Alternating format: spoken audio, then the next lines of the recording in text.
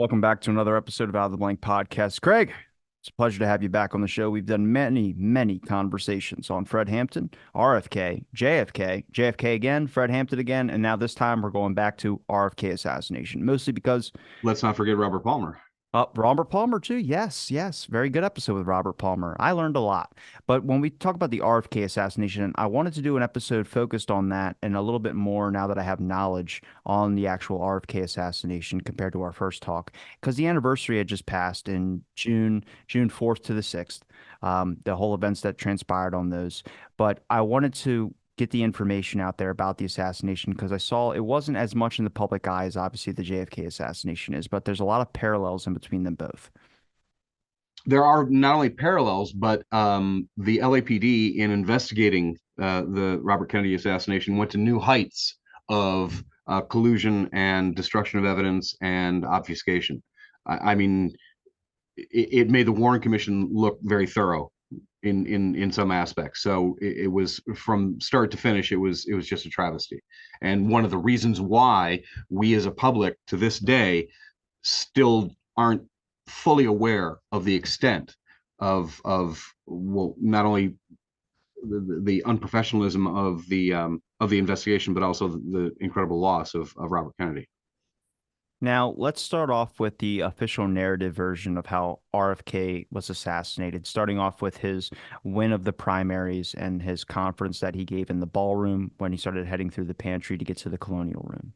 Yeah, so Robert Kennedy was on the West Coast because that was the state of um, nominating uh, the nominating process, the nomination process for the Democratic nominee for the president of the United States for the 1968 presidential election.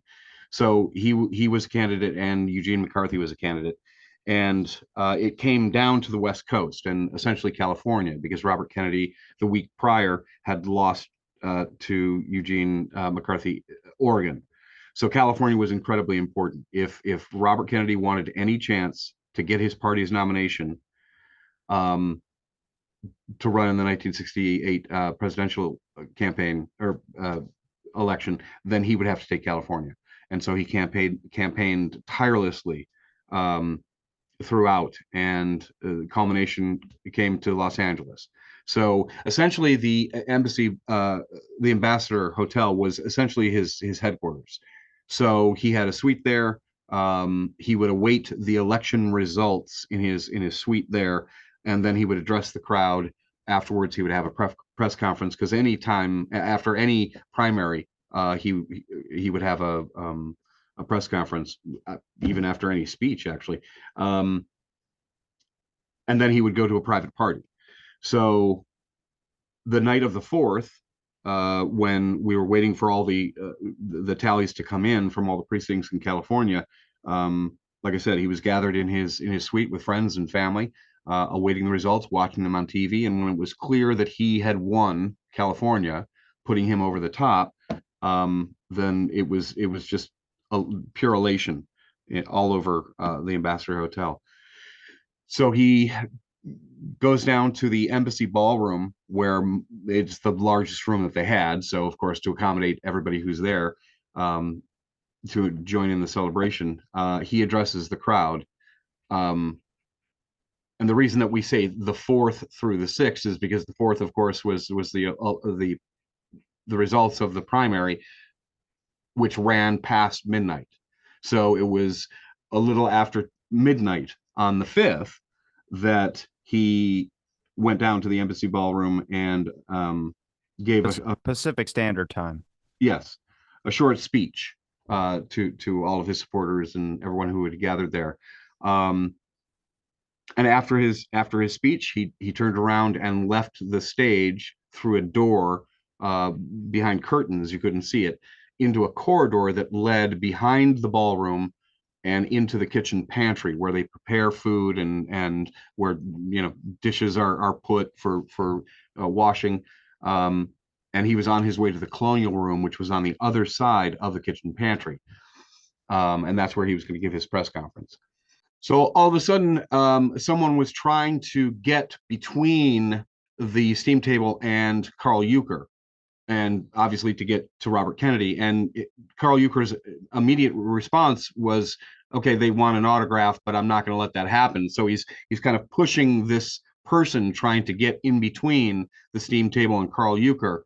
When a gun is produced and shots are fired, Carl Euchre drops Robert Kennedy's hand from his right hand from his left hand, and Carl Euchre grabs Sirhan Sirhan's gun hand with his right hand and slams it against the steam table, putting him into a headlock. And he's slamming Sirhan Sirhan's gun hand against the steam table, up and down, trying to get him to drop it. Um, and in the process of 8 shots being fired from this particular gun, Robert Kennedy falls to the ground, and 5 other people behind Robert Kennedy coming into the kitchen pantry are felled by bullets as well. So that's the official narrative. Now, as far as Sirhan being caught at the scene and with an empty Ivor Johnson 22 revolver, obviously, that they wrestled from his hand, um, he was a Palestinian who had been obviously born in Palestine. His family was Palestinian, and he comes to the United States, and he has a very uh, uneventful, really unremarkable life up until that point.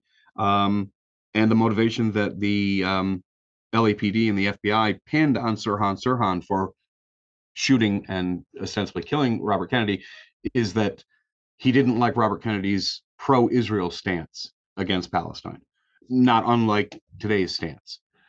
So that is as basic of a recap of the official version as possible. Now we can get into the what the LAPD said happened to all those 8 shots and where those 8 shots went, and when we then talk about the similarities between the JFK assassination and the RFK assassination, the LAPD backed themselves into a corner again, limiting themselves only to those 8 shots. So if there's any evidence of any more than 8 shots, then it has to be another gun in the pantry.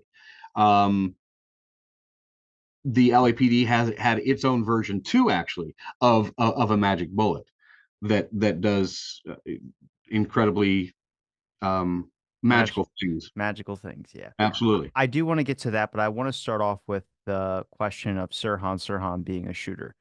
I believe Sirhan was a shooter. I just don't believe any of the bullets that were fired from Sirhan's gun hit Robert Kennedy based on the autopsy of Thomas Noguchi, which we will get into.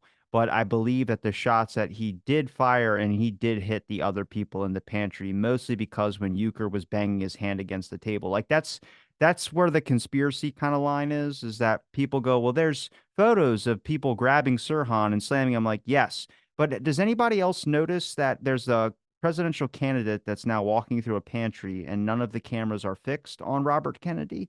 They're focused around him, and it seems like we have photos before and after, but we don't have any during, even though there were photo cameras there. So it makes you question what happened to those photographs, and did anybody get a picture of Robert Kennedy when this was all going on, or just a picture of Sirhan in front? And so there's conflicting testimonies, there's a bunch of things. But like I stated, I do believe Sirhan was a shooter. I just believe that all the bullets that he fired from his gun as they're being banged across the table were hitting and bouncing around the room and hitting other people. Now, if you want to give your take on Sirhan being a shooter and where you would say the bullet trajectories would fit, that there was obviously more than one, let's get into that. Well, it's not even up for belief. I mean, obviously, because Sirhan was apprehended right there at the scene, and actually the people who were restraining him had to be restrained themselves for fear of seriously hurting Sirhan, who was only about 5'4", 5'5", and the people who were around Robert Kennedy at the time, his bodyguards, like Rayford Johnson, who was an Olympic triathlete, Rosie Greer, who was a famous football player. These were large, athletic men who were basically about to snap him in half. And there were, shouts from the crowd.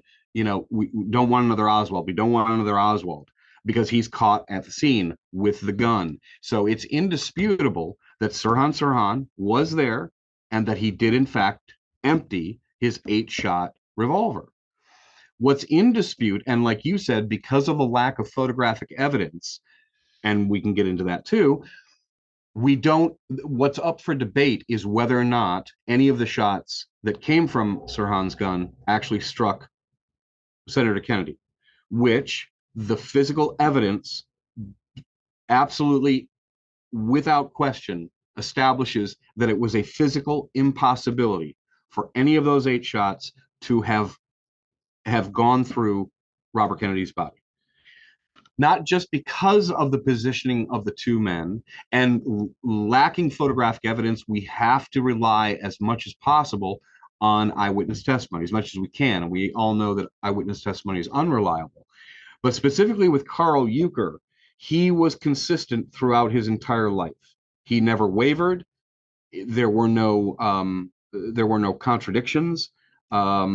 He was steadfast in his belief that Sirhan only fired 1, maybe 2 shots before he pinned him against the steam table, and that Robert Kennedy was always to the side and behind him, never facing him. The the wounds on Robert Kennedy's body, again, physically preclude Sirhan from being his assassin.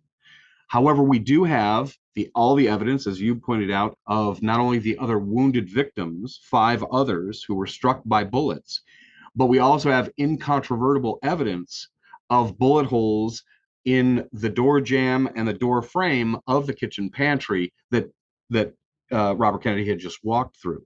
So he's hitting the ceiling, he's hitting the floor, he's hitting people, he's hitting other stationary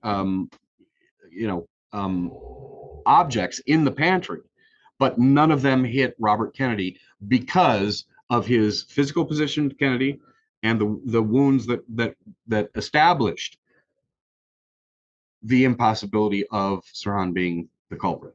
When we talk about physical evidence of Sirhan's positioning as Robert Kennedy is being shot at, what is his physical positioning? Obviously in front, but where is the evidence to support that? I don't have a photograph to see Sirhan in front, so we're relying on witnesses. Right.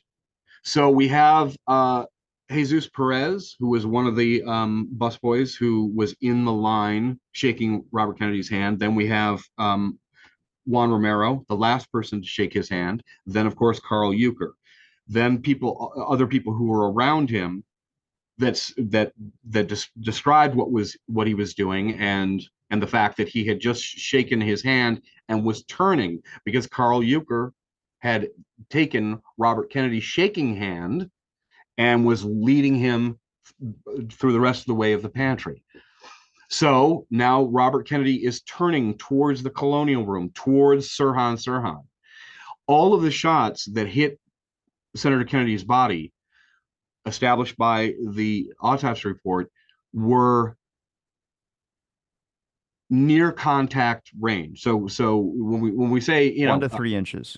1 to 3 inches, so point blank range is very vague, but Dr. Noguchi, who performed the autopsy, was very specific because he was able to test the powder burns not only on Senator Kennedy's skin but also on his clothes to determine the range of the gun to his body, and established that none of the shots were fired from less than 3 inches or greater than 3 inches away from Kennedy's body. So for all 3 shots, including a 4th shot that went through Senator Kennedy's suit coat, went through the shoulder pad and did not touch his body. So that's 4 shots that were fired at a close range from behind and at a very steep upward angle. Robert Kennedy's first, the wound to the back of his head, an upwards angle of 15 degrees. The 2 that struck his back were at 59 degrees upwards and 67 degrees respectively. And the suit coat was even worse. It was 75 degrees, give or take a few degrees. So they kept going up. That is, the shots kept getting steeper as they penetrated his body. So like someone's backing up into the gun that is firing. Exactly. Or he's falling into it. He's Yeah. falling backwards. And if anybody's behind him with a muzzle against his back, of course, to muffle the sound of it, then it works out perfectly that the shots are going up into the air and at such a steep angle and at a very close proximity. But Sirhan again, he was being fought against the table, and so his range of his if his hand is being slammed against the steam table, he's got limited range. But that's why some of the bullet holes that were in the door frame and the door jamb, some were low, some were high. And then the wounds on the victims, some were low, some were high. Some even bounced off the floor.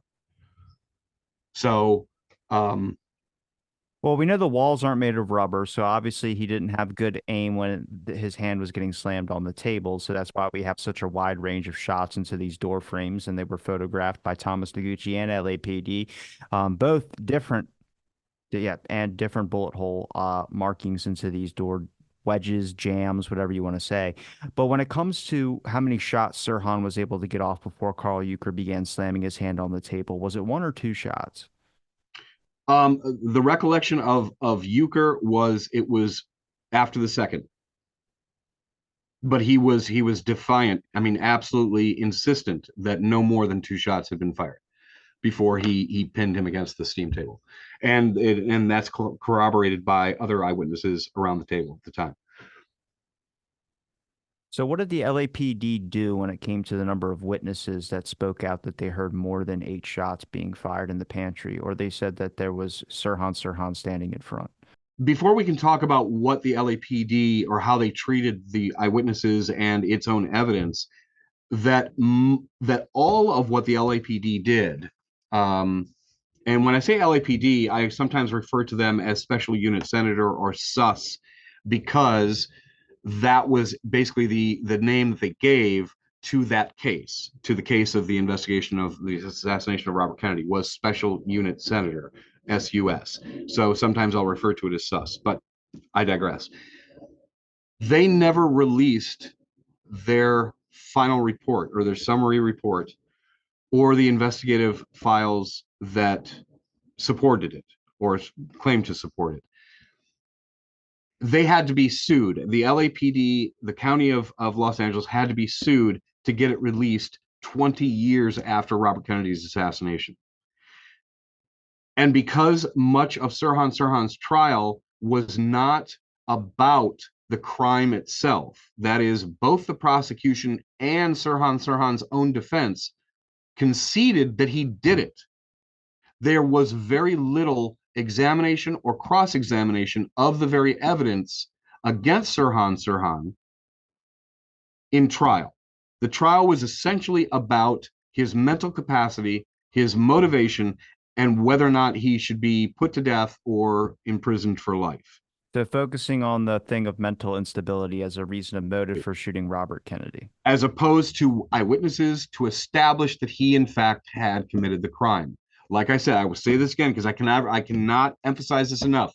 Both the prosecution and Sirhan's defense conceded from the beginning that Sirhan did it. So again, the trial was not a robust examination of eyewitnesses and evidence and expert testimony and things like that to establish that he had done the crime. That was a given. It was simply to establish his mental capacity and should he be put to death or in prison for the rest of his life. So we as a public were not able to scrutinize the LAPD and Special Unit Senator and their treatment of eyewitnesses. The other problem that we have, or I have, in answering that question is much of the evidence has been lost or destroyed.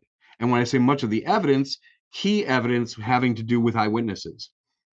We talk about there being no photographs taken at the time of the assassination inside the pantry, even though we had a TV crew. ABC had set up a partition and was actually conducting interviews inside the pantry when the shots happened. There were photographers inside the pantry and, in fact, taking photographs. We have a photograph by a LA fireman by the name of Harold Burba, who was in the employee eating area right off the pantry And when he heard the first shot, he grabbed his camera and looked out the door and could see Carl Euchre, Rosie Greer, and other people, George Plimpton, even the author, and a longtime Kennedy friend, pinning Sirhan to the table. So we do have at least photographs of that. But other photographers that were there who had jumped on top of tables to photograph Kennedy as he was coming through the pantry, those photographs were lost, or when they were developed, the photographers were told that they were underdeveloped or something happened to the filming process, so no images appeared. And by the LAPD's own admission, a few months after the assassination, had already burned 2,410 case photographs. Of course, there wasn't an inventory of what those photographs were, but and because of that, we don't know if those included photographs taken at the time inside the pantry. Do you happen to have that picture on your computer you can pull up for me if I let you share screen? So just to make sure we can give people some context The here of Harold like, Burba. no, of the 2,500 or 2,410 case photographs that were burned. Yes, let me get Because that for you. to emphasize that, I believe the original cover by the LAPD, and I've seen it change, was that they were copies, but then I've seen him reiterate the fact that they were not, he never stated that they were copies. So that means that they burned 2,410 original slides of photographs of key evidence, I would say. Um, which I mean, it doesn't make sense why you would do that. And I think they did it in a hospital medical incinerator or something like that. Exactly, because and there's nothing sinister about that. It's just unfortunately at the time, those were the biggest incinerators. Um, Well, the idea that you wouldn't be able to use those or that there was no need to it because the trial wasn't predicated on the fact that if he was innocent or not, it was predicting on if he was going to go to jail or the death sentence. There's no reason to do that. That's key evidence. I mean, they still have RFK files and information on that, but if you just scroll in, zoom through the wheel of your mouse. can you see it? Yeah, but just you got to zoom in a little bit. I can't read it that much. There you go. That's perfect. So just read that for everybody out there listening. Okay, so this is dated August 21st, 1968. To remind people, the assassination occurred, or the shooting occurred on the 5th. Robert Kennedy died on the 6th of June in 68. So this is just a few months after the assassination. The subject is the burning of sus photographs at County General Hospital. The gentleman who oversaw it was Lieutenant Roy Keene in the Homicide Division and one of the investigators for Special Unit Senator. Sir, upon your order on 8/21/68 at 9:30 a.m., Officer Shields, okay, and Miller, okay, I guess it's Shields or Shells, MR Shells and TJ Miller transported 2,410 sus unit photographs without code numbers to County General Hospital and deposited these photos in the hospital incinerator and witnessed their destruction. The remaining photos in sus files are equipped with code numbers with the exception of non-LAPD photos. So because they didn't have code numbers and because it wasn't, they weren't inventoried, we have no idea.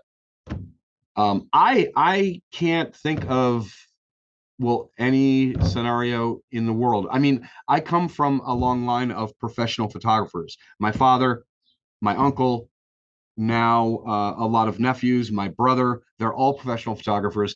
I have never heard of a scenario in which somebody develops 2,410 photographs that were duplicates. You know, if that's the official line, or if anybody tries to say that, oh, these were copies, do you really need 2,410 copies of other that's just an inordinate amount of copies to have at your disposal to be able to dispose of. It is not tenable. Why do you think they destroyed it from your own perspective? Once again, if they are trying um to establish, if they are trying to collect and preserve that evidence which proves their case and dismiss, bury, or destroy evidence that does not support their case, this is why they do it. I mean, why does any investigative body do the things that they do? Their motivations are anybody's guess. But if we're talking about them being so sure of this being an open and shut case, that it was Sirhan, that there was no conspiracy, that was the only gun in the pantry. Um, you're going to look pretty foolish if your investigation comes up with 14 or 15 or 16 bullets, two guns. Then you have to deal with all that.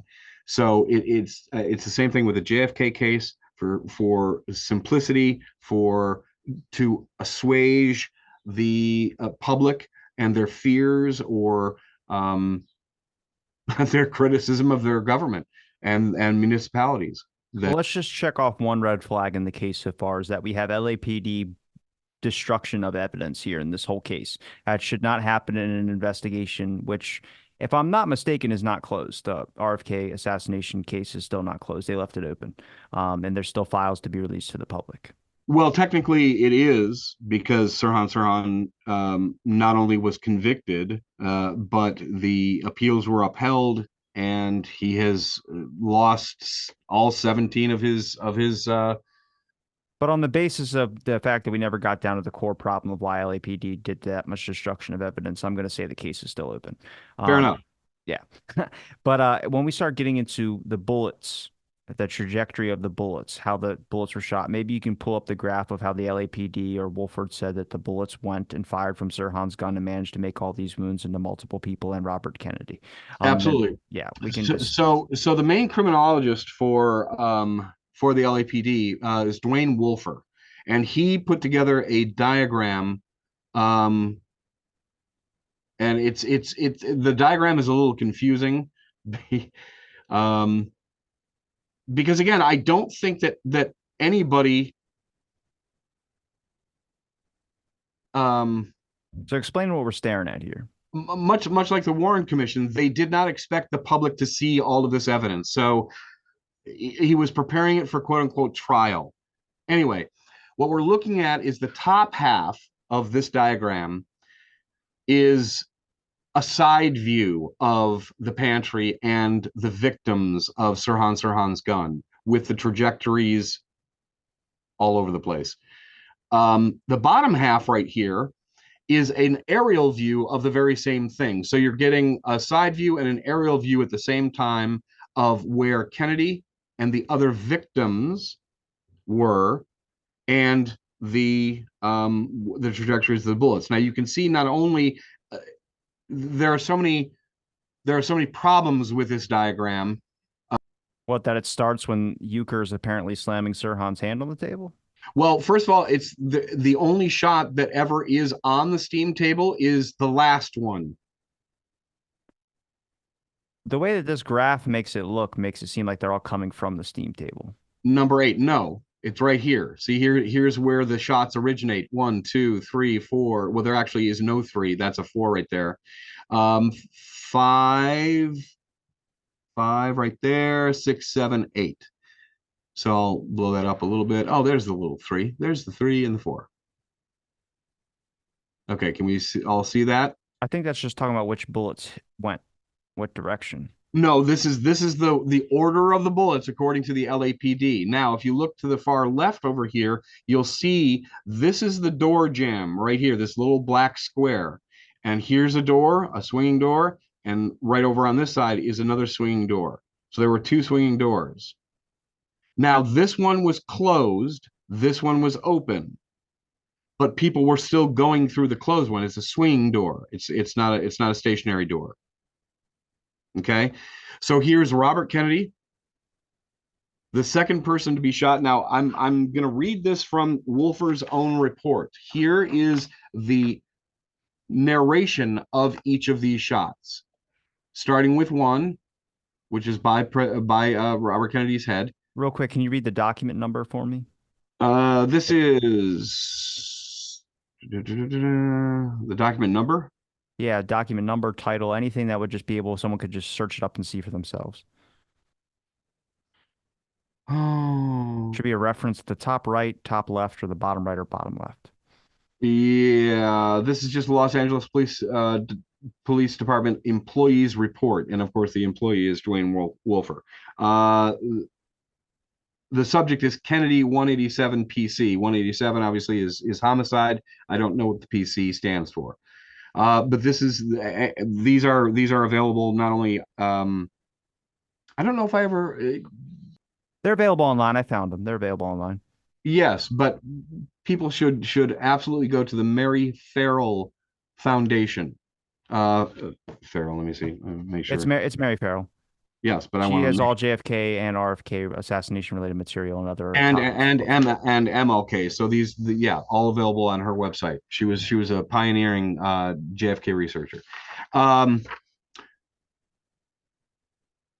okay, so the first bullet entered. Well, bullet number one entered Senator Kennedy's head behind the right ear and was later recovered from the victim's head and booked as evidence. Actually, when the bullet hit Kennedy's skull, it then fragmented and made two different tracks through his head. And unfortunately, that's what killed him, is the destruction of the fragments that that went through his brain. So the fragments were removed. There was not a bullet that was removed from his head. Bullet number two, which is right here. This is the one that went through Senator Kennedy's suit coat and strikes Paul Schrade, a very good friend of Robert Kennedy and a union organizer in California. Number two, bullet passed through the right shoulder pad of Senator Kennedy's suit coat, never entered his body, and traveled upwards, striking victim Schrade in the center of his forehead. The bullet was recovered from his head and booked as evidence. That is true. It was obviously going on an upward angle. It struck Paul Schrade in his hairline, and as we said before, he was a bleeder.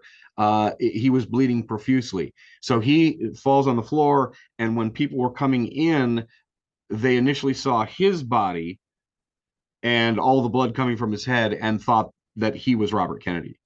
But Robert Kennedy was in front of Schrade. And the bullet was recovered and intact, and was kept for ballistic comparison. Bullet number three, which again you can't see very well. I'm going to blow this up just so you can see the three right by Robert Kennedy's right shoulder or right elbow right here. Okay. Three, entered Senator Kennedy's right rear shoulder, approximately 7 inches below the top of the shoulder. This bullet was recovered by the coroner from the sixth cervical vertebrae and booked as evidence. As you can see, number three continues to travel upwards. Can you see that? Yep. Three travels upwards and hits The into ceiling the tile. ceiling. Yep. But this is not the description that Wolfer gave. Bullet number four, which is right next to it, right there. Entered Senator Kennedy's right rear back, approximately 1 inch to the right of bullet number three. This bullet traveled upwards and forward and exited the victim's body in the right front chest. The bullet passed through the ceiling tile, striking the second plastered ceiling, and was lost somewhere in the ceiling interspace. So he's confusing shot number three with shot number four. And the fact that the bullet was lost in the interspace. So somewhere in the ceiling rafters. So the shots are being fired from the exact same spot, ostensibly, and the bullet that went through Senator Kennedy's coat, obviously spending some of the bullet's energy, hits Schrade, and instead of penetrating Schrade's skull, because it's a 22, because it went through something first, or because the shot was a lot further away from than that, the bullet only penetrates the skin and is tucked underneath his the skin in the forehead. But bullet number three or four, whichever one you want to believe,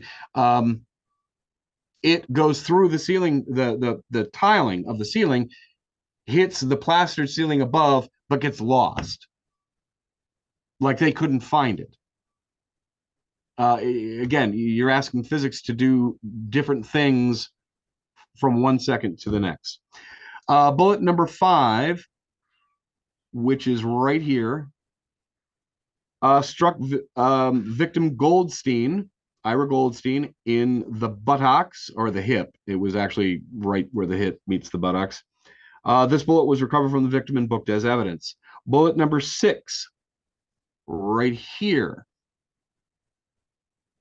Bullet number 6, passed through victim Goldstein's pant leg without striking him and struck the cement floor and entered victim Erwin Stroll's left leg. The bullet was later recovered and booked as evidence. 7, again, originates back here and goes through, struck victim William Wiesel right here in the left abdomen and was recovered and booked. And finally, number 8, way back here now. Oh, sorry. Now, how do I get back to the Just hit the left arrow on the side of the picture. There we go. Thank you. So now the shot has originated from way back here, a couple of feet away. Bullet struck the plaster ceiling and then struck victim Evans in the head, right there. This bullet was recovered from the victim's head and booked as evidence. Once again, the description, of course, is a misnomer because it didn't just strike the plaster ceiling. It first had to go through the ceiling tile, then the subfloor or the plaster floor above, come back through another tile and strikes Evans. What Dwayne Wolfer's summary does not tell you is that at the time, Evans was bending down to retrieve her shoe. Because remember, this is a very busy, people are coming in and it's very crowded. Somebody stepped on her heel and she stepped out of her shoe. She was bending down to pick it up when she was struck in the forehead. So she's bending down this way, so it should have struck her in the forehead here, not up here. Just to draw a similarity or parallel to the JFK assassination, if you look at the book depository building and the 3 shots that are on the floor, their assumption that 3 shots were then fired at Kennedy, and then you have, okay, all 3 hit Kennedy and hit in that motorcade vehicle, which later changes when James Tague comes out and says that a bullet had hit a curb and a piece of cement or a bullet, whatever, bounced and hit him in the cheek. That 3 bullets hitting Kennedy then goes down to 2 bullets, and that's how we get the single bullet theory or magic bullet, whatever you want to call it. So this is kind of the same thing. When an investigation is done, it's much like with like arson fires or just fires in general at a house.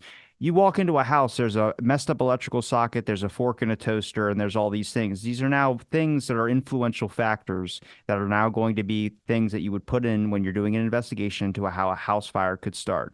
When really it could just be something that they didn't even think of. An investigation or thing is people's ideas of how something came together based with the evidence that they perceive as being influential to how the matter of fact goes. That's why it's done by people and people make mistakes. That's the whole thing when we talk about conspiracy. So when you're looking at this, he's trying to make 8 bullets, make all these wounds, and at the same time damage to the surrounding material. By the conclusion is Sirhan's the shooter. His gun only holds 8 bullets. Show me how it does this. And that's what he did.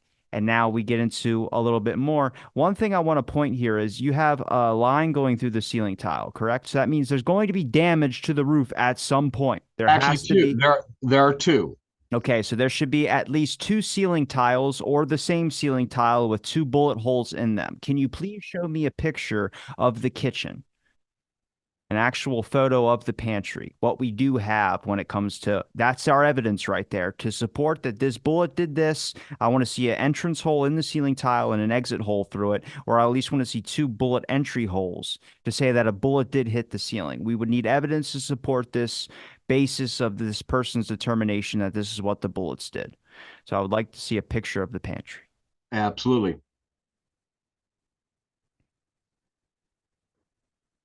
Okay, we're looking at a picture of the pantry, and there's like seven different ceiling tiles that are missing. Yes. So this is a very good photograph to try to to encapsulate everything, all the verbal descriptions that I've given to your listeners and viewers. That is, here is the door to the kitchen pantry. The swing doors, one here where this gentleman is standing, and then one next to it. So these are swing doors. So bullet holes were found in the door jamb and the door frame. So as Kennedy is walking through, here are the steam tables, three steam tables. So as Kennedy is walking through, he's shaking hands with people and is coming this way. When Sirhan comes from behind this tray stacker, and here's the stacker with trays on it, comes out this way. And because Carl Euchre is standing right here, he can't get around him this way because there are people following Robert Kennedy. So he tries to come through and between Carl Euchre and the steam table. And that's where he's shooting towards that gentleman in the door. So people are on top of things. There are tables here. There is a cab there. This wasn't here. So they're jumping on top of things, photographing Kennedy as he's walking through, and what happened to those photographs. This doorway right here leads into the kitchen, or actually, this is the employee eating area, which all of this leads to the kitchen, the main kitchen. And this is the where Harold Burba was and took his shot, his photograph from. This is the ice maker. So Kennedy is shot here and falls back here on the ground. And then the famous Boris Yarrow photo of Kennedy laying on the ground. But these So you ceiling can tiles see, up here. yes, you can see these ceiling tiles that are missing and were removed. I don't know why all of these were removed, unless, of course, Dwayne Wolfer has bullets bouncing this way. But these ceiling tiles not only were removed, they were photographed and x-rayed. And of course, those photographs, those x-rays, and the ceiling tiles are all missing, presumably destroyed. Well, la di fucking da. Exactly, including the door jambs too. And the LAPD's excuse for destroying the door jambs, they couldn't fit in a file cabinet. Are you serious? I am dead serious. Much like Dr. Humes in the JFK case, the gentleman who oversaw JFK's autopsy. The reason he gave for burning his autopsy notes in the fireplace at his home was because he didn't want those notes that are splattered with Kennedy's blood to be on display, just like President Lincoln's chair that he was sitting in when he was shot in Ford's Theater. That's the reason he gave for burning the photographs or the notes of the autopsy. Bloodstains.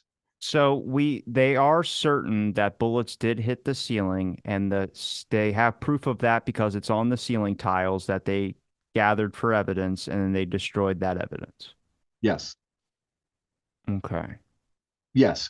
And of course, and because we're talking about it, I will review these. Well, Do we have pictures before the kitchen incident where I could see what ceiling tiles were available at the time? unfortunately, we do not. And believe me, I've been searching for them. What is going to have to come down to is I'm going to have to contact the archivist for the California State Archives and have them do a search of the photographs that they have. Um, so I'll share this photograph. Okay, so this is the one of several photographs that shows bullet holes that were found and identified by Thomas Noguchi, who was the medical examiner for Los Angeles County, did Robert Kennedy's autopsy, the LAPD, and FBI. This is LAPD. You can see on the ruler right here, LAPD. This is the initials of I love it. Whoever had to put a LAPD marking on that thing. oh, absolutely, All our absolutely. material keeps getting stealed all the time. People take our pens. We had to just label our ruler. Well, um but the one right here is Walter Two, TEW. Here's his badge number, LAPD. He identified these as bullet holes. And of course, there is absolutely no mention or report of an interview. Okay, so no mention of him in the sus files or the sus report, and no mention of any interview or report um, that he submitted. So we have an elusive character that doesn't Yes, and I'm exist. sorry, it's LASO, which is LA Sheriff's Office. So he was a sheriff. Is it possible he got married in between the time that they There you go, and documented changed this? his last name. Yeah, yeah. So this is one of several photographs, like I said, that show bullet holes in different places. Um,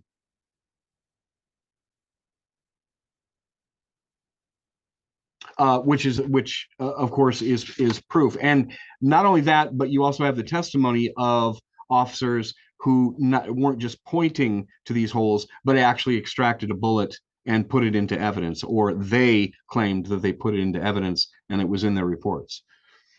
But again, any bullet that didn't come out of a victim, Robert Kennedy or any of the five victims, I'm talking about bullets that came through from a victim.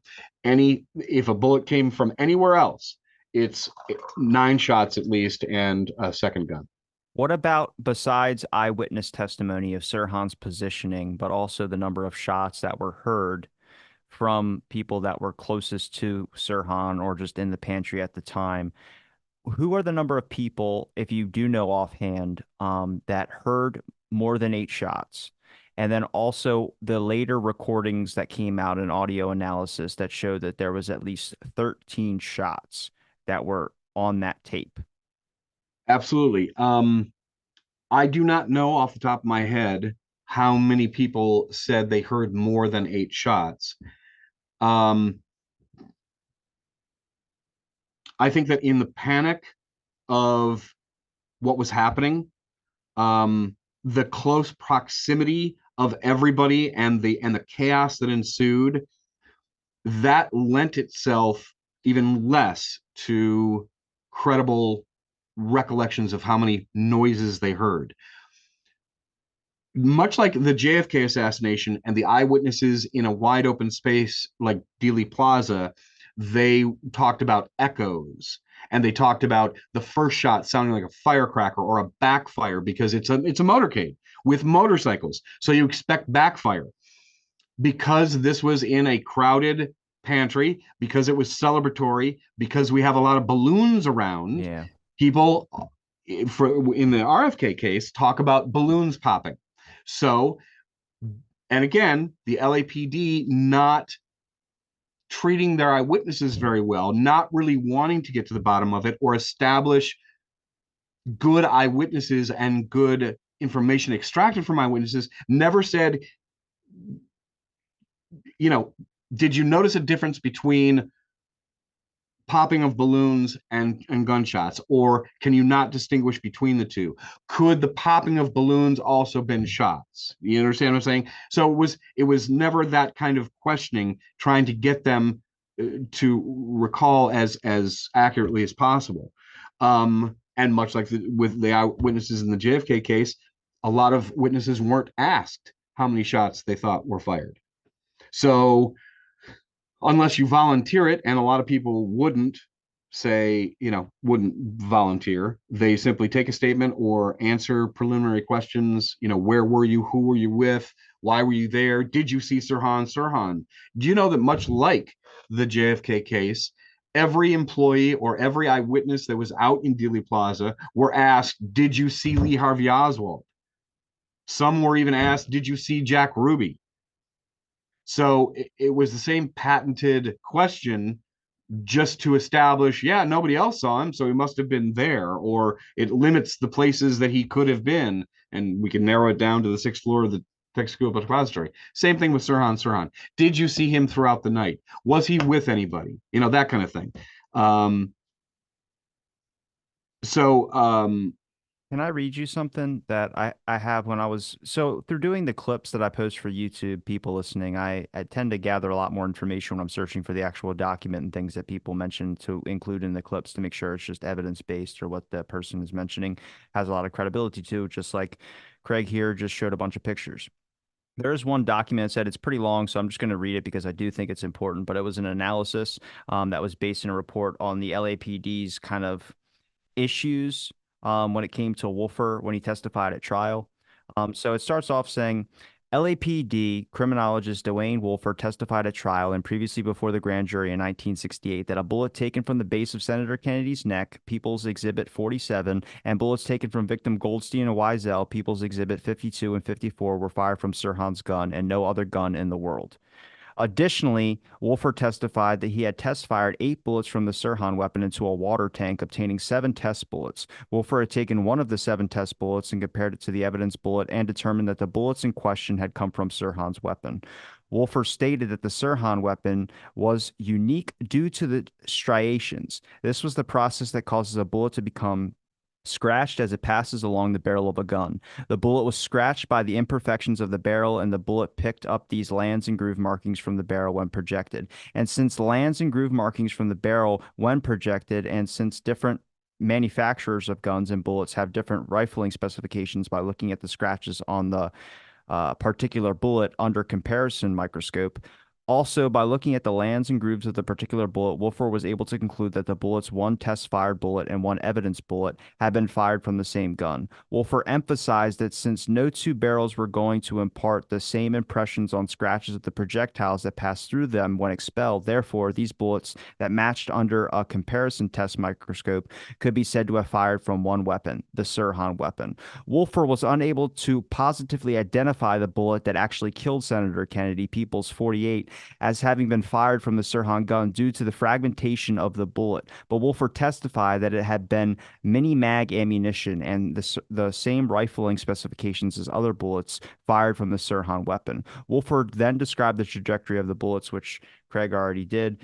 And then finally, an envelope containing 3 of the test bullets fired by Wolfer and having a serial number of another gun, not the Sirhan weapon, on the coin envelope, was stipulated into evidence by the defense counsel. This introduction of the mismarked bullet envelope passed without comment by defense prosecution or the trial court. So basically, you have Wolfer mentioning that he has a bullet that he was able to test fire from Sirhan's gun, and you could tell that it was the bullet, the same bullet that killed Robert Kennedy because of the striations on the bullet, but he never positively identified the bullet that was in Robert Kennedy. So how would he know what the striations looked like on that bullet that was picked out of Robert Kennedy if he never could positively identify? Also, how are those bullets that he said were shot from Sirhan's gun submitted into evidence without even examining the striations to see if the striations did come from the same bullets that could be fired from Sirhan's gun? Then you'd lead to the question, well, you need Sirhan's gun, right? Well, what happened to Sirhan's gun? Did they use it in court? No. Did they use it in court? Yeah, did they use it against Sirhan? They didn't even use it to test fire. That, So that's the problem. These bullets that Dwayne Wolfer claims match the bullets that were removed from victims is, well, immaterial because on his own inventory sheet, the gun that was used to test fire those 7 bullets was not the same serial number as Sirhan's gun, and it was never,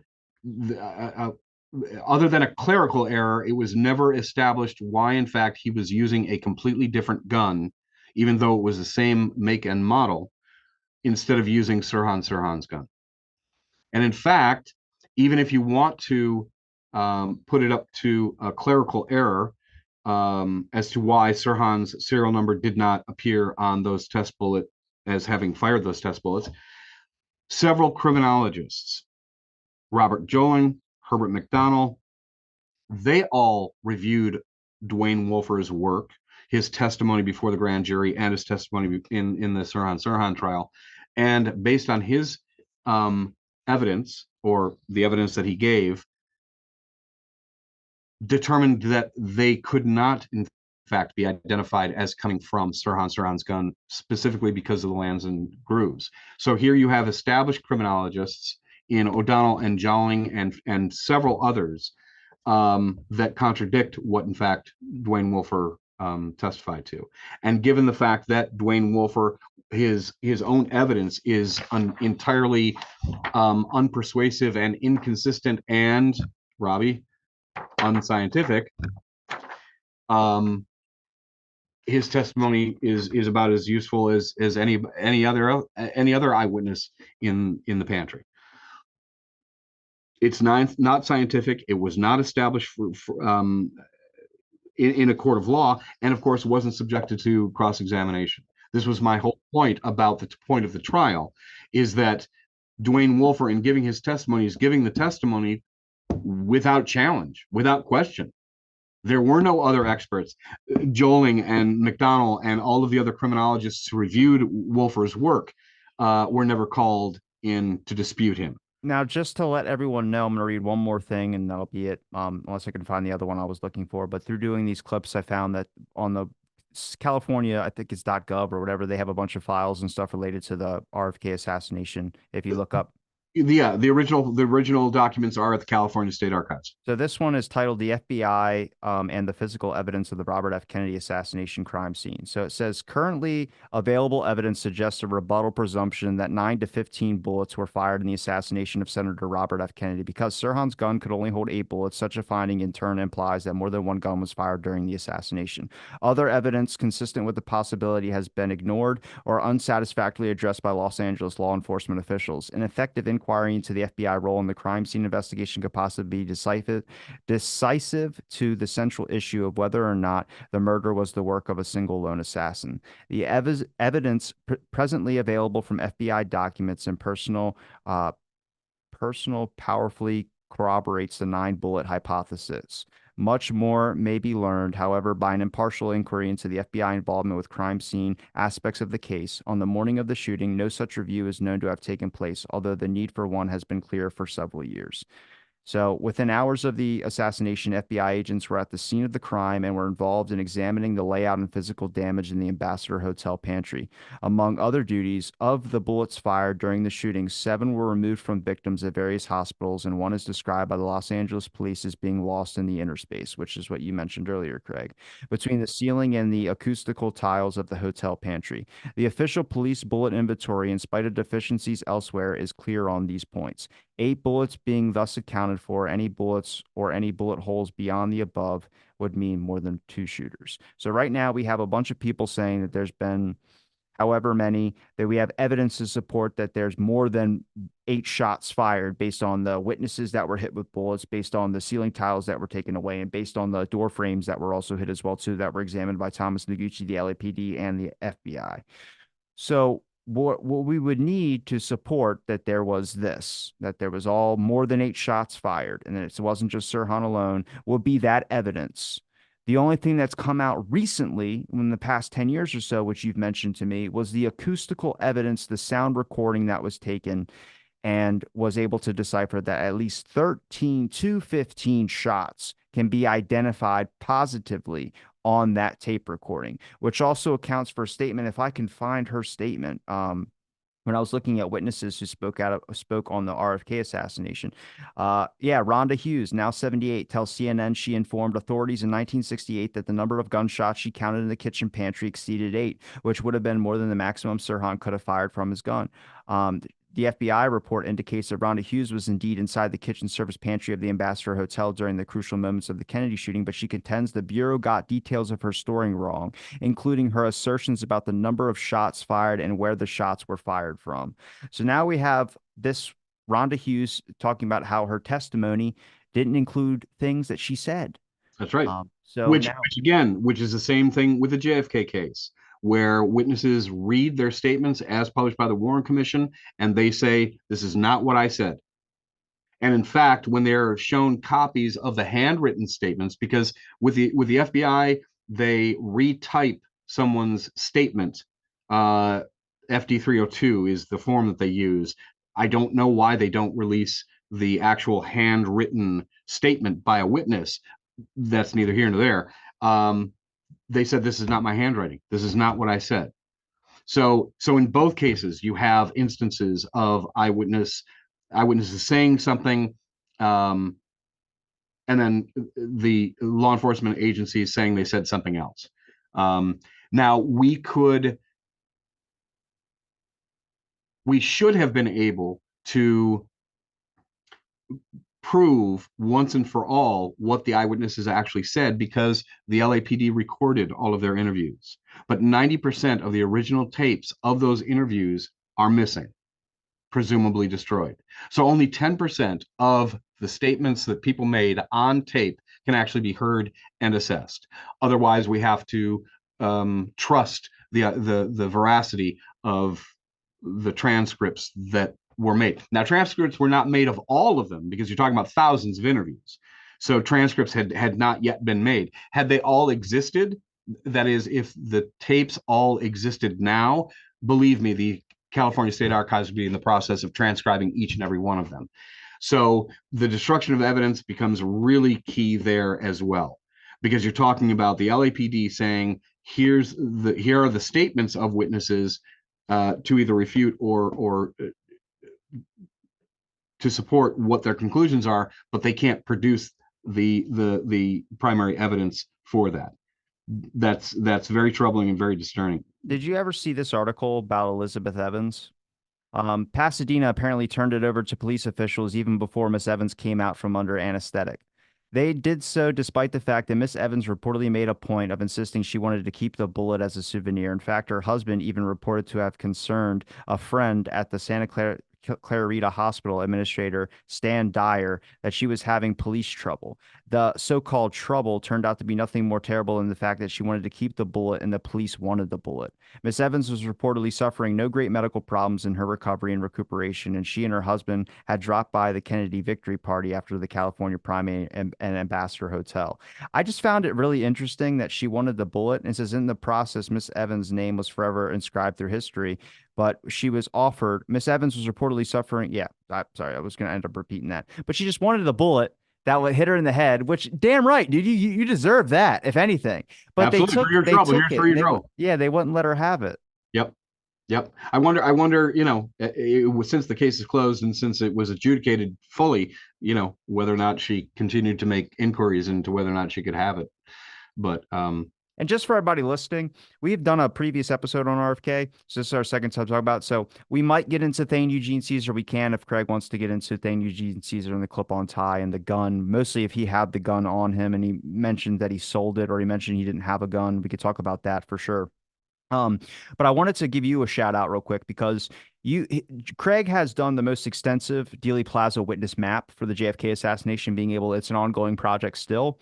But so far, he's been able to document a large amount of witnesses that were either near to the shooting when it was actually happening, and certain testimony that was used by the Warren Commission and the HSCA. But now he is doing something different. He's doing another project, which is being able to map out the RFK assassination witnesses and who was standing where and what. So that's his new project that he's going on. And thank you for doing that. well, I appreciate you giving me the shout out. Yeah, both of those projects, the JFK witnesses and the RFK witnesses, I started at the same time, roughly in the early 90s. But because I put so much work into the JFK case, the RFK case, And Fred Hampton. and Fred Hampton, it fell to the wayside. But I have recently, I have a resurgence in interest. The architect who actually does the drawing for me on his computer, he is busy at work creating the map. Now it's my job to create the book. And to make sure that the position of the witnesses in the pantry and the corridor and the colonial room are correct. So I can give people a preview if you want, because and I this drag you on here for all these conversations we do. I might as well give you the respect you deserve on that front. I appreciate that. So I did this by hand. I will say, you're making me want a cigarette. I'll tell you that much. Sorry about that. Ah, I did this by hand, and I can't tell you when. How's that? was it in college? No, it has to have been about 20 years ago. But this shows Back seat of a Chevy Nova? for any of your listeners or viewers out there who have ADD, these projects were a direct result of it, and you'll see why. I got a piece of, well, what I can basically describe as vellum It's almost like a plasticky. It's not paper, but it's see through. And I bought press on letters and numbers, and I did this by hand. So I'll show it to you, and we can. Um, it basically shows where I have established the witnesses. So I'm going to zoom this in. So I'm sorry. So here is the stage. Robert Kennedy walked behind the stage through these doors. And actually, this is a ramp going down. So there was because the stage was built up here and above the door, you actually had to jump down. So, and then go down this ramp. This is an anteroom or the corridor going into the kitchen pantry. So here's the kitchen pantry. Here's the employee eating area. This leads to the main kitchen. And then over here is the colonial room where you can see people gathered and going in and out. So if I zoom in, okay, so one is Kennedy, two is Carl Euchre, three is Sirhan Sirhan. And the ones in red are all of the people who got hit. So Sirhan Sirhan comes from behind this tray stacker against the pantry or the steam table in between Euchre and Kennedy, who had just shaken Juan Romero's hand and was turning, being pulled by Euchre, and then he's pinned against the table here and shoots this way.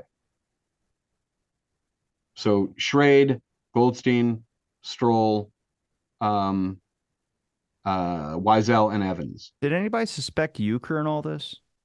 No. Although, because of the consistency of his testimony, and well, what his testimony, the fact that his testimony contradicted the LAPD's finding, he was in fact, well, much like Thomas Noguchi, he was um, just shredded in the media, in the newspapers. That he had ulterior motives, that he was paid off, that it was just a slander campaign against him and even threats to his son.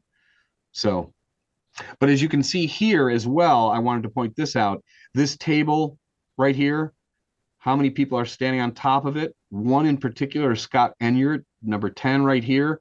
He had a camera and he was filming Kennedy as he was walking through. And he swears that of the 4 rolls of film that he took inside the pantry, it showed the assassination. He was sure of it because he was taking pictures during the shooting. Um, when he handed his film over to the FBI only gave back 16 out of those rolls, 16 pictures, and all of them had been taken in the embassy ballroom. None of them that he had taken in the pantry were returned to him. And of course, he sued the county and the LAPD. They claimed that there was nothing on the film that he had submitted. And now Uh, he's a lone nut guy, exactly. but So he's also making a book. well, yeah, but he's one of many photographers that were inside who claimed that they took photographs during the shooting, which of course never made it into evidence. And of course, if it did make it into evidence, it could have been easily been one of the 2,400 photographs that were in fact destroyed. So how long is it going to take you to finish this map? Because this is a lot more detailed than the other crap I've been looking at. So I would prefer to have this. Without a doubt, I've created files for each of these witnesses. Um, so it's not so much the map that will take time, it's the master list. It's the list that accompanies the book that accompanies this map that will give people's occupation, where they were, who they were with, and of course, how many shots they thought they saw, and then other things like for the closest participants, how close was Sirhan Sirhan's gun to Robert Kennedy, and other points of interest like that. The list is going to take the longest time, but I am hoping to get it done given my schedule. Where's the polka dot dress girl on this thing? Well, it depends. It depends on who you think the polka dot dress girl is. If she was a Nancy Grace. okay, well, I haven't found her witness statement yet. But Valerie Schulte, who the LAPD claimed was one of them, or was the polka dot dress girl. Actually, I don't know where she is on this list because you can see that I didn't. I have numbers for all of them. You're not a polka dress dot person. Um, it should have been more thoroughly investigated, and instead of making the one main witness to the polka dot dress girl an absolute basket case by browbeating her. Though actually, that's one of the recordings that was preserved was the treatment of what was Miss Serrano's first name? Now I just completely went out of my head. Anyway, her the tapes of her interrogation, not interview, her interrogation still exists, and it is it should be a copy of that should be sent to every police department in the country as a glaring example, as the prime example of how not to treat an eyewitness. So, but the story of Serrano, I want to say Susan Serrano, but that's because I'm thinking of Susan Susan Sarandon. Sarandon, yeah. No. Um, Well, look, on a wrapping point here, what would you say the overarching theme when it comes to studying the RFK assassination is when you really examine people, like what would be motive to get rid of RFK? There's been this theory out there that he was going to open up the case into his brother's death and get some answers. I do believe it, and I believe he did voice that opinion, but the issue is we don't have a document, we don't have anything, but he said that to somebody, so it's very hard to use that as prima facie evidence as him being murdered in a similar way towards how his brother was murdered. So what do you think the whole getting rid of RFK was, the motive behind it, and then also when it comes to researching this assassination and why it gets so little treatment by the press or it gets so little treatment by other researchers, it seems like JFK is mainly the focus. well, I want to address your first point, and that is, yeah, you can edit this out too. What was your first point? About RFK, why do you think he was killed? Yes, yeah, motivations, as you said, completely speculative. I have my beliefs. Um, in fact, they are not unrelated to my main theory in the JFK case that I would love to be proven. The only way we could prove it is if we exhumed John F. Kennedy's body. And I believe I've mentioned this theory before on some of your other podcasts. But I believe that Robert Kennedy was in possession of the very autopsy materials from his brother's autopsy that are now missing. I believe that Robert Kennedy had possession of them. Well, no, he did have possession of them, but those items in particular, his brother's brain, certain autopsy photographs, and certain microscopic slides that are missing from the inventory at the National Archives. I believe that Robert Kennedy took them and buried them with his brother because John Kennedy's grave in April of 1967, 66, I'm sorry, what, no, 67, was moved from its original plot. I think it was 20 feet to the southeast or something like that, but it was moved. And I believe that Robert Kennedy put those interred them with his brother because knowing that he was going to make a run for the White House and was confident that he would be president one day, he would have those materials in the safest place he knew so that he could reinvestigate his brother's assassination. Those were key or vital evidence that Robert Kennedy actually had possession of. I mean, sure, he could have had the gun and he could have had bullets, but they were never in his possession. His brother's autopsy materials were, however. So with those, he could reinvestigate his brother's assassination. And personally, for me, my belief is that he absolutely would have reinvestigated his brother's assassination. And I'm not going to say vendetta. I'm going to say the very characteristics of Robert Kennedy that he has been imbued with over the years. Him being ruthless, him being A arrogant, bulldog. a bulldog. He would have been that absolutely in pursuit of the organizations or the individuals who was responsible for his brother's death. And I think that unlike his brother, Robert was not narcissistic. He was not naive, having served under his brother, and of course, mourning his brother and his conscience and his soul going a certain way after that tragic event, that catastrophic event in his life. Um, I think would have made him a much better president than his brother. So when we talk about JFK being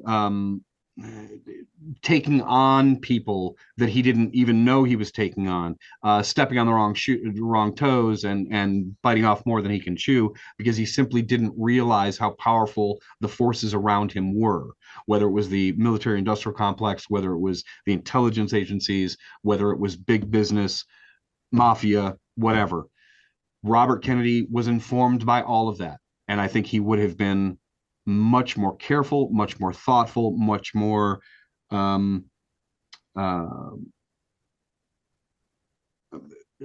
he would have done a much better job as president, and would have insulated himself, protected himself from either scandal or assassination attempts or things like that. But he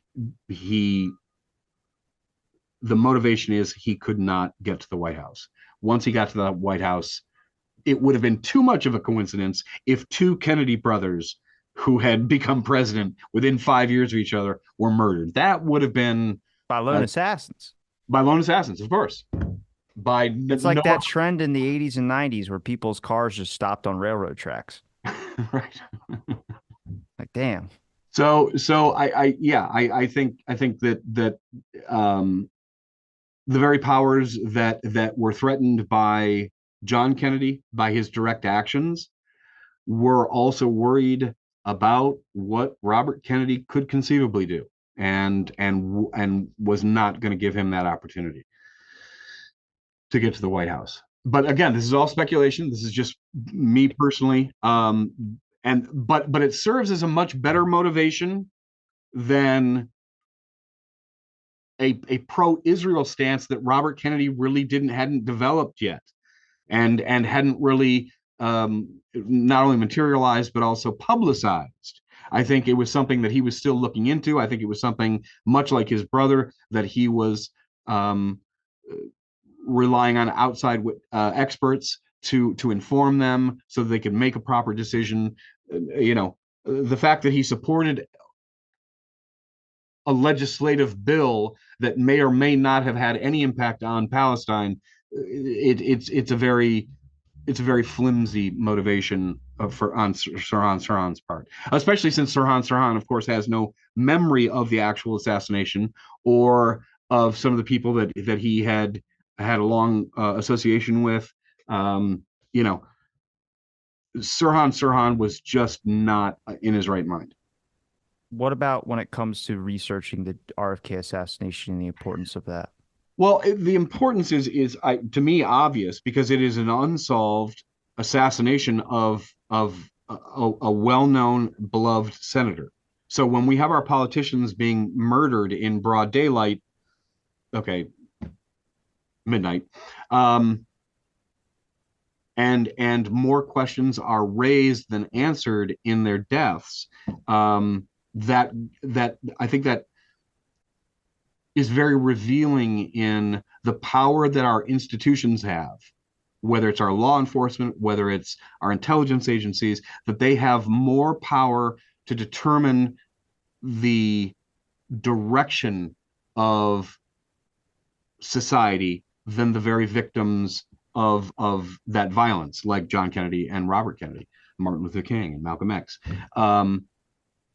The fact that we still revered them as institutions, trusted them, and they so so arrogantly and so blithely um, screwed it up. Um, so if for nothing else, and excuse the cliche, but justice for Robert Kennedy. It's the least that we can do for him. The man took 3 bullets, and his wife was made a widow, and his children were left without their father. But besides the emotional aspect of it, it simply is about the a transfer of power. Now, when we say that, we're talking about events that occur that will now change the course of our history and our policy, whether it's domestic or it's foreign. And the fact that so much rides on those policies, it is incredibly important that we find out why the champions of the people are murdered, and the institutions that did not serve us well in the investigations of their deaths go merrily on, if not stronger, and more reinforced and with more money. That's incredibly dangerous, and that's why Robert Kennedy's assassination deserves to be reinvestigated. Um, Well, Craig, I'm going to link all your links in the description, but can you read them off for people listening to make sure that they can be able to check out some of your work? yeah, so craigciccone.blog, and I think you'll link it down there. Um, that's the one in which you can see the work that I've done on the JFK assassination. RFK, I do not have any links for. I'm still working on my fredhampton.blog, um, and want to get something up there quickly. But those are the two that I have: fredhampton.blog, craigciccone.blog. All right, I'll make sure I link to all those in the description. It's been a pleasure chatting again, and thanks everybody for listening to this episode It's of Out of the it's Blank. always a privilege. Thank you, Robbie.